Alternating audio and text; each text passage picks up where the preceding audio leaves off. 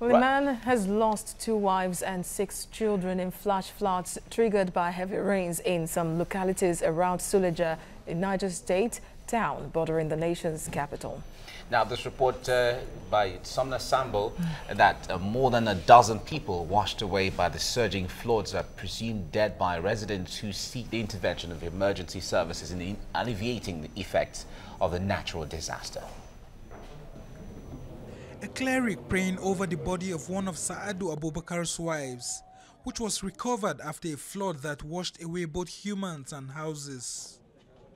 The coffee shop owner lost 2 wives and 6 children in the natural disaster after rains which began on Saturday night and lasted over 10 hours led to the Kantoma stream overflowing its banks, leaving him homeless with no trace of his property. I'm not thinking of anything now other than my dead kids and wives. Families and members of the community are out in search of those still missing, while others are out here commiserating with the bereaved family man. The Zamfara State native who has been doing his petty business for long in the town is not alone, as many reports claim over 10 persons died, while relief materials are yet to get to the affected population. Visiting officials promised to provide support, but I'm yet to receive any relief items. I need urgent support as I am now homeless despite losing 8 family members and property. Road and water infrastructure are not spared, as these utilities have also been cut off. Residents told TVC News crew that it was a disaster waiting to happen, as several persons violated urban development plans and misused drainage channels. Some years ago, when we had this kind of issue, the drainage were rearranged. But I think over the years, the population has increased. People have actually built near the riverside. With hundreds of houses and millions lost to the floods, Suleja residents that survived the disaster are no longer at ease. In the midst of all these happenings, Saadu waits for news of his missing family, hoping he can recover the bodies of his remaining wife and children. Sumner Sambo, TVC News, Suleja, Niger State.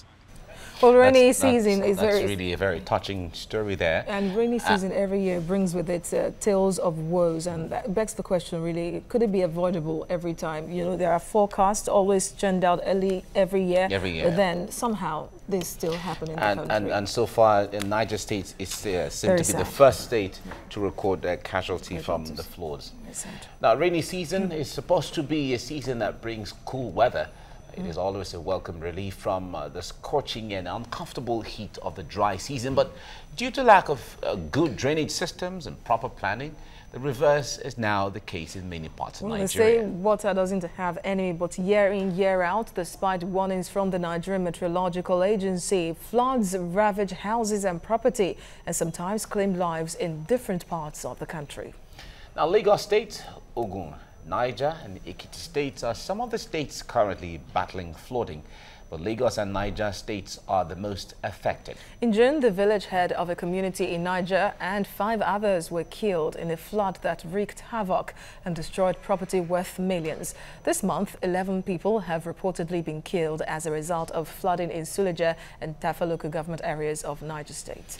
And in Lagos State, people living on the island are the most affected. Most people have had to flee their homes as they have become waterlogged. Now, the roads have turned rivers in a matter of days, leading to the closure of some of the roads by security personnel. Also, power supply has been cut, but so far, no lives have been lost in the state, reportedly anyway. And in Ekiti State, a 33-year-old commercial motorcyclist was swept away by flood along with his motorbike. His body was found by a riverbank at Ayemi Town, Ado-Ekiti.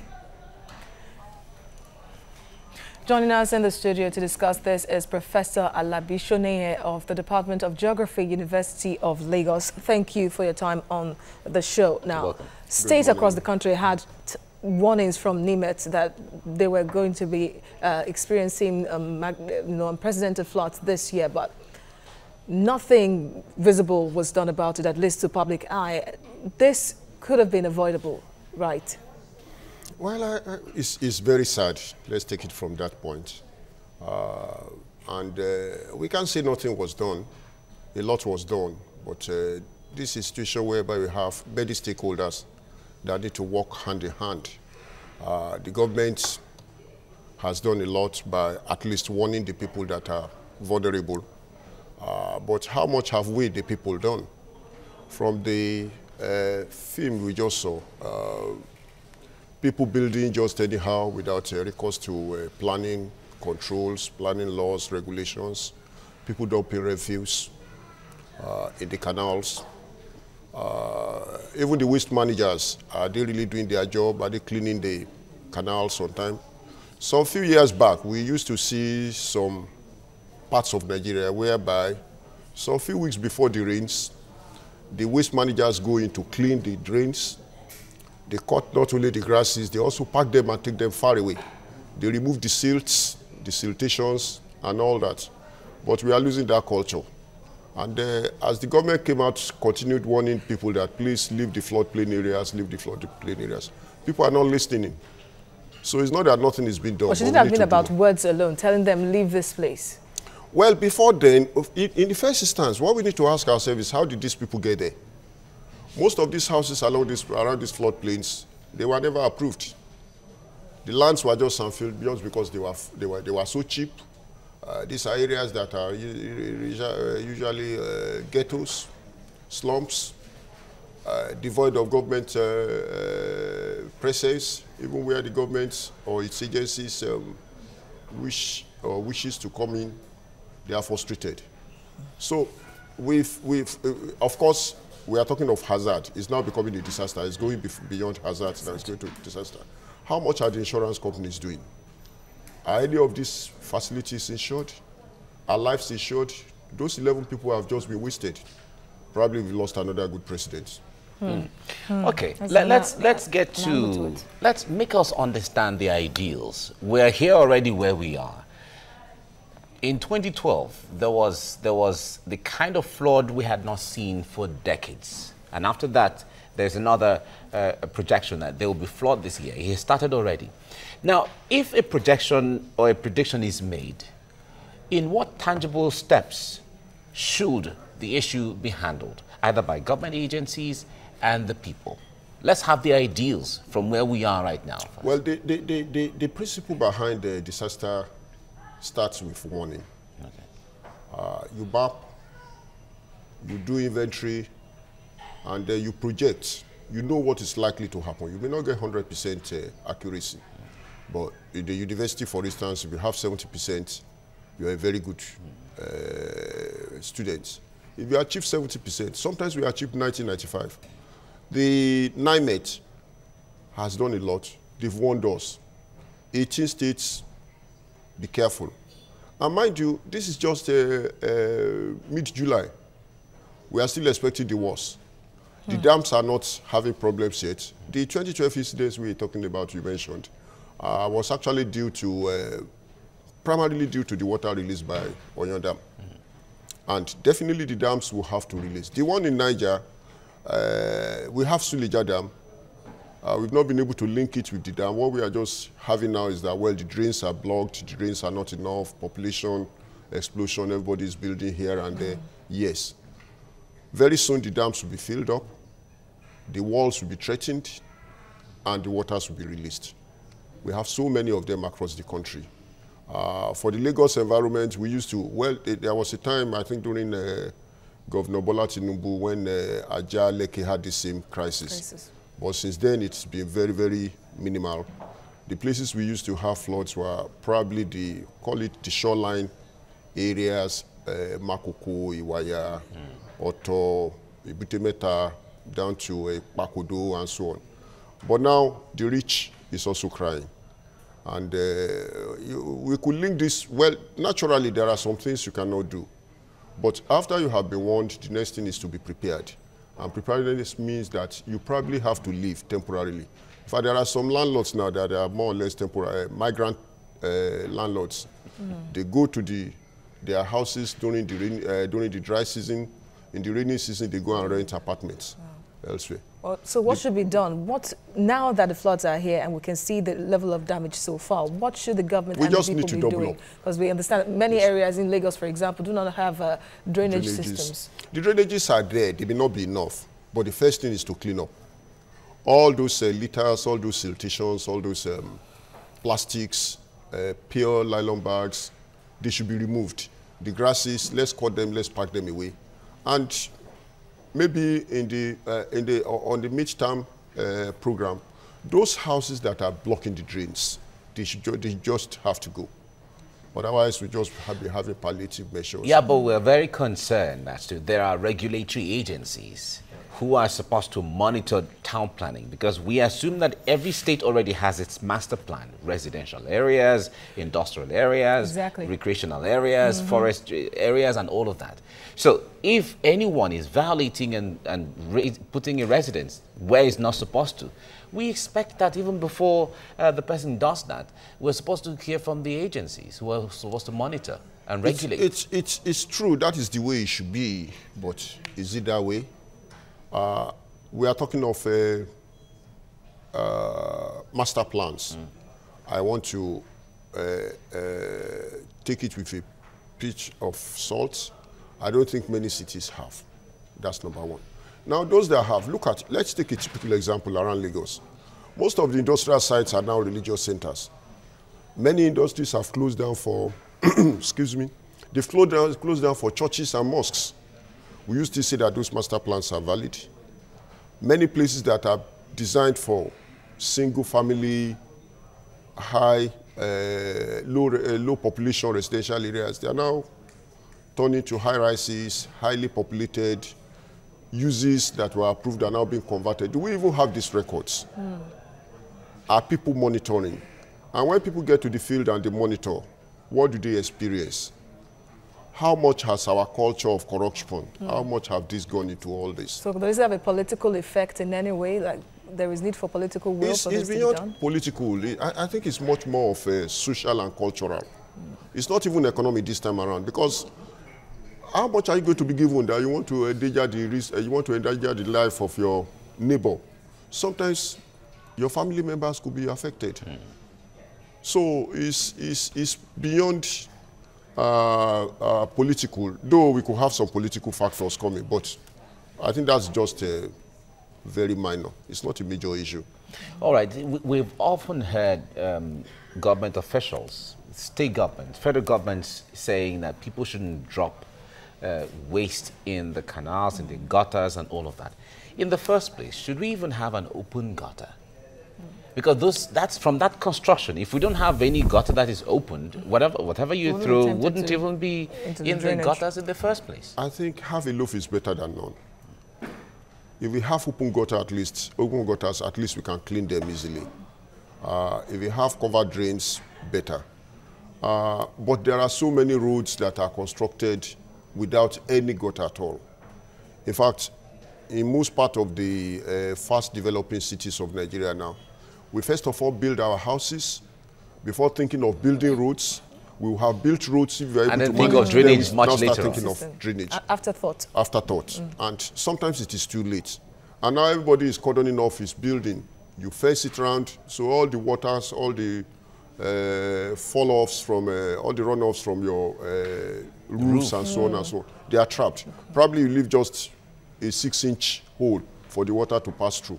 And when it leaves, there is no gutter to go into. So you have accumulation.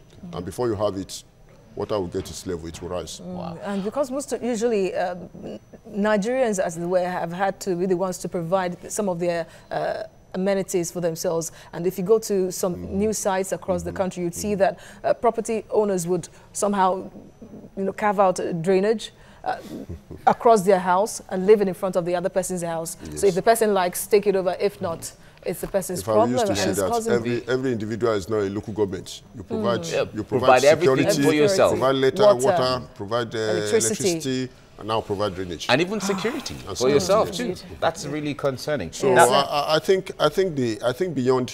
this is the time for insurance to really.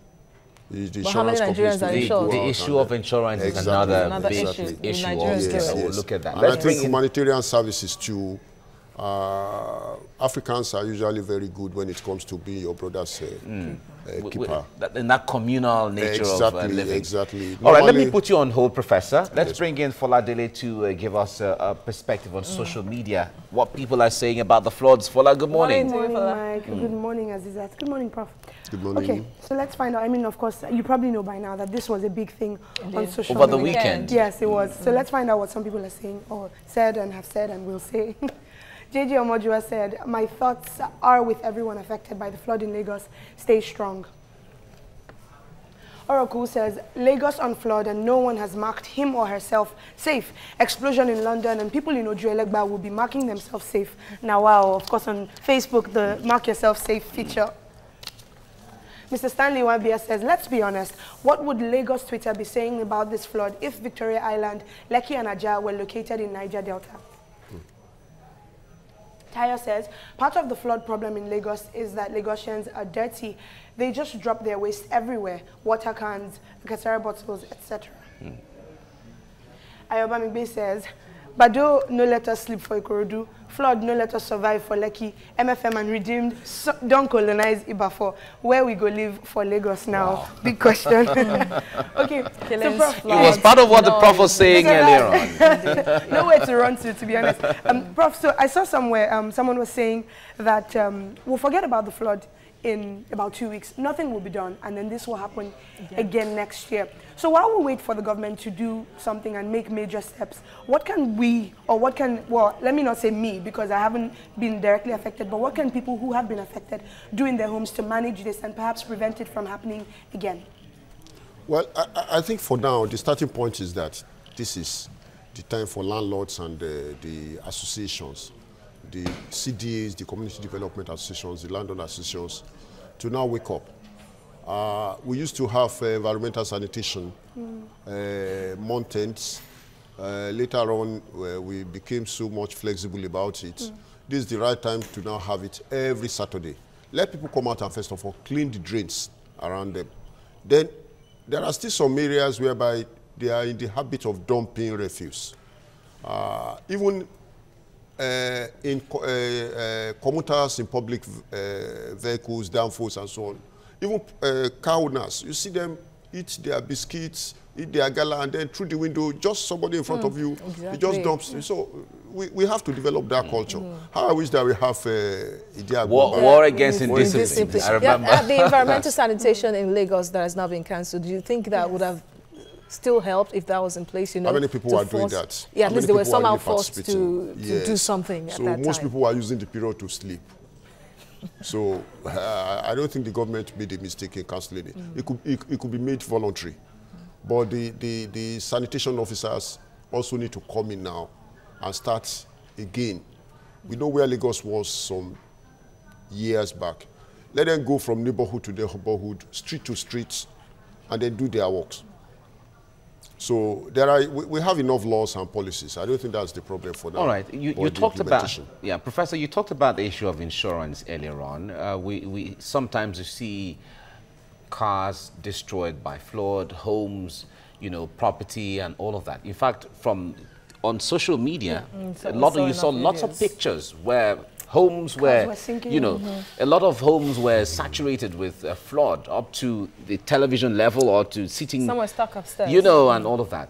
But in that kind of situation, the lack of insurance, is it more of habit? Nigerians not having the habit of insuring their property, or it's more of not having the economic means to pay premiums? I think it's not economical. Okay. Because what the insurance companies are charging is not really much. Okay. But we don't have that culture.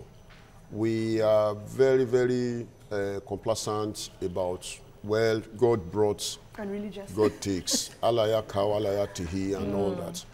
Some problems that we create for ourselves, we link it to God. We don't need to do that. Let's do our own part so that God too can do his own. Right. Yes. So it's just our culture. and that needs to change. I think there is need for a lot of mobilization. Lagos State now is having insurance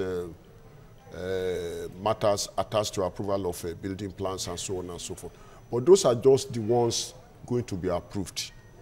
What of those that have already been approved? Not only for properties, even for electronics and all that. But probably we can say that the mobilization is not really much. It's not enough. Then people don't know the value because of that. And also because of that, I don't know how, I think the insurance industry had actually been well sorted out now. They pay claims very regularly. So gone were those days that you have to wait for years, looking for evidences here and there. So all the opportunities we now have. So let the insurance teams, they have an association, I know very well. Let them go out and then do some aggressive enlightenment. Exactly. Professor Alabi Shoneye, Department of Geography, University of Lagos, thank you very much for coming. And thank you. Thank you very much.